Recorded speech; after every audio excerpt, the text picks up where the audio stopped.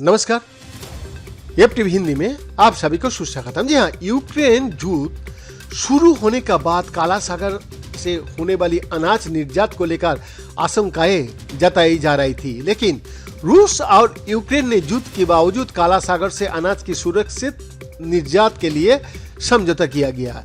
लेकिन अब स्थिति बदल गया है। पिछले दिनों रूस ने इस समझौते से अलग होने की घोषणा कर दी है। अब चिंता ये जताई जा रही है कि पहले से ही अकाल का सामना कर रहे हैं कई अफ्रीकी देशों के लिए गंभीर खाद्य संकट पैदा हो सकता है। कई अंतर्राष्ट्रीय पर्यवेक्षक इस बात से हैरान है कि रूस ने यह फैसला 27 और 28 जुलाई को सेंट पीटर्सबर्ग में होने वाली रूस अफ्रीकी शिखर सम्मेलन से पहले किया है। यह समझौता पिछले साल जुलाई में लागू होने के बाद से 3 बार रिन्यू किया जा चुका है। इस समझौते के तहत यूक्रेन के आदेशा, चोर्मोक्स और यूजोनी प्यूदेनी बंदरगाहों से मालवाहक जहाजों के सहारे काले सागर से गुजरने की इजाजत थी। केनिया सरकार ने रूस की इस कार्रवाई को पीठ में छुरा घोंपने जैसे बताया और कहा कि इस फैसले से अफ्रीकी देशों पर बड़ा असर पड़ेगा। अनाज व्यापार में आई अड़चनों के कारण पहले से ही अफ्रीकी देशों पर खाद्य सुरक्षा को लेकर दबाव है। लाखों लोग पर खाने की कमी और खाद्य पदार्थों की कीमत बढ़ने का खतरा मंडरा रहा है।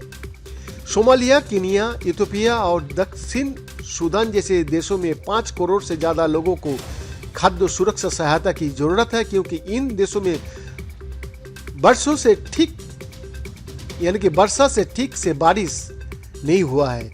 संयुक्त राष्ट्र के मुताबिक यह अनाज समझौता यूक्रेन के इन अफ्रीकी देशों में मानवीय सहायता के तौर पर 6,25,000 टन अनाज भेजने की अनुमति देता था।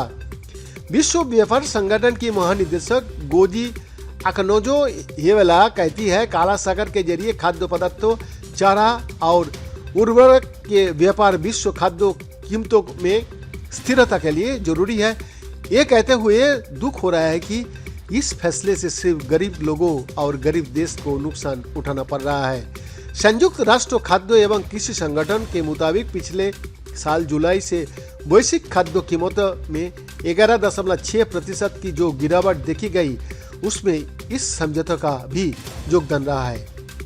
आदिम अबाबा विश्वविद्यालय में अर्थशास्त्र और पब्लिक पॉलिसी का प्रोफेसर डॉक्टर कोस्तुनिनोस कहता है, बाजार का ट्रेंड तुरंत बदल जाता है।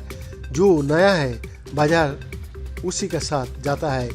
जैसे ही ये घोषणा हुई, अनाज व्यापारी अपनी कीमत, जो अनाज का कीमत है वो बढ़ा देंगे, देश निर्यात पर प्रतिबंध लगा देंगे और जमाखोरी बढ़ जाएगी।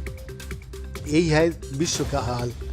रूस के राष्ट्रपति व्लादिमीर पुतिन स्पष्ट शब्द में कह चुका है कि रूस तभी इस समझौते में शामिल होगा जब पश्चिमी देश रूस पर लगे आर्थिक प्रतिबंध हटा देगा। इस संकट को खत्म करने के लिए रूस पर पड़ रहे चौतरफा वैश्विक दबाव और कूटनीतिक प्रयासों के बाद पुतिन ने ये बात कही है। संयुक्त राष्ट्र, तुर्की, यूरोपीय संघ की अगुवाई में कई अफ्रीकी देशों का साथ साथ कई अन्य देशों ने रूसी अधिकारियों के साथ इस मुद्दे में बातचीत की है ताकि खाद्य सुरक्षा बनाए रखी जा सके। वैद्यनाथ दास की report, FTV Hindi, Delhi, India.